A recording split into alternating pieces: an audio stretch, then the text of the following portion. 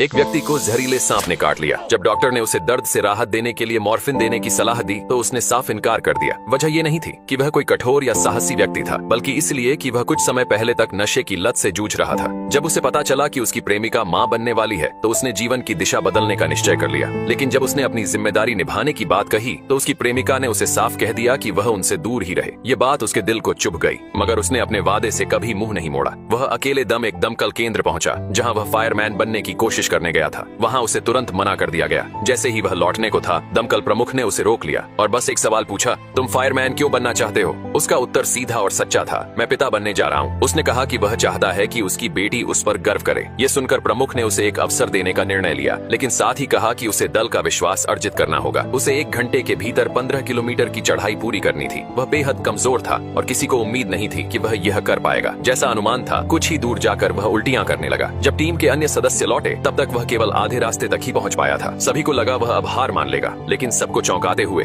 अंतिम समय पर वह लौटा और अपनी जेब से फोन निकालकर छोटी की तस्वीर दिखा दी। उसी क्षण उसे दल प्रमुख की स्वीकृति मिल गई। इसके बाद वह एक दुकान गया, नवजात शिशु की जरूरतों का सामान खरीदा और चुपचाप अपनी प्रेमिका के द्वार पर रखकर लौट गया। आने वाले दिनों में वह रोज कठिन अभ्यास करता और गुपचुप तरीके से भोजन भी पहुंचाता, लेकिन उसने कभी खुद संपर्क नहीं किया। धीरे धीरे उसके बदलाव साफ दिखाई देने लगे। ब्रैंडन की मेहनत रंग लाई। न केवल उसने अपने साथियों का सम्मान पाया, बल्कि उनकी फायर टीम को एक प्रतिष्ठित उपाधि भी मिली। एक दिन जब वह हमेशा की तरह कुछ सामान देने पहुंचा और चुपचाप लौटने ही वाला था, उसकी प्रेमिका ने उसे पुकारा। वह ब्रैंडन के इस बदलाव से अभिभूत थी और उसने उसे पूरे दिल से स्वीकार कर लिया। उसने ब्रैंडन से अपनी बेटी को गोद में लेने को कहा। ब्रैंडन बहुत भावुक हो गया, पर डर रहा था कि कहीं उसकी गंदी वर्दी शिशु के वस्त्रों को न खराब कर दे। उसकी प्रेमिका को इस बात की कोई परवाह नहीं थी। जब ब्रैंडन ने अपनी बेटी को बाहों में भरा तो वह अपने आंसुओं को रोक न सका। उसने दिल से अपनी गलती के लिए माफी मांगी। जब सब कुछ बेहतर होने लगा था, तभी एक भयानक हादसा हुआ। फायर ब्रिगेड को जंगल में लगी आग बुझाने बुलाया गया। ब्रैंडन को हवा की दिशा पर नजर रखने की जिम्मेदारी दी गई। सभी को लगा कि यह एक सामान्य कार्य है और हंसी खुशी विदा ली, ये सोचकर कि वे सब लौटेंगे। लेकिन किसी को पता नहीं था कि यह विदाई अंतिम होगी। ब्रैंडन जब पहाड़ी की चोटी पर पहुंचा तो उसने देखा कि हवा की दिशा अचानक बदल गई है और आग बहुत तेजी से टीम की ओर बढ़ रही है। उसने तुरंत सतर्क किया, लेकिन आग की गति का अनुमान गलत साबित हुआ। जब तक प्रमुख और दल समझ पाते, आग ने उनका मार्ग अवरुद्ध कर दिया था। प्रमुख ने सबको अपनी अग्नि ढालों का उपयोग करने का आदेश दिया। इसके बाद बस भाग्य ही उनका सहारा था। जब बचाव दल वहां पहुंचा तो 19 जले हुए शव मिले। यह समाचार सुनकर ब्रैंडन पूरी तरह टूट गया।